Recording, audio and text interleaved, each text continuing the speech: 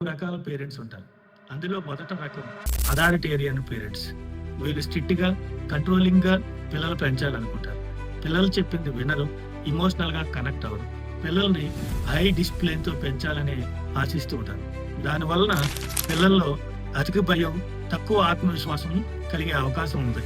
రెండో రకం parents authoritative parents. వీళ్ళు బ్యాలెన్స్‌డ్‌గా పిల్లలకు సపోర్టివ్‌గా ఉంటారు. పిల్లలు చెప్పింది వింటారు, పిల్లలతో డిస్కస్ చేస్తారు, ఎమోషనల్‌గా కనెక్ట్ అవుతారు. దానివలన ఈ పిల్లల్లో ఆత్మవిశ్వాసము, బాధ్యత, నిర్ణయాలు తీసుకునే సామర్థ్యం పెరుగుతుంది. వీళ్ళు ఇండివిడ్యువల్‌గా జీవించడానికి అవకాశం ఉంటుంది.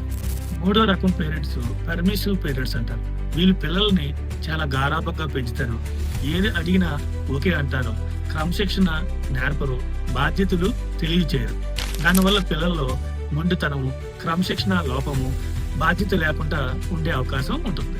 నాలుగో రకం పేరెంట్స్ అన్ని ఇన్వాల్వ్డ్ పేరెంట్స్. ఈ పేరెంట్స్ పిల్లల మీద తక్కువ దృష్టి పెడతారు, వాళ్ళని పట్టించుకోరు, వాళ్ళకు ఇండివిజువల్ గా వదిలేస్తారు. ఏం చేసినా కూడా సరిచేయడానికి ప్రయత్నించరు. దానివల్ల ఈ పిల్లల్లో ఒంటరితనం, భయం, అభద్రతా భావంతో పెరిగే అవకాశం ఉంటుంది.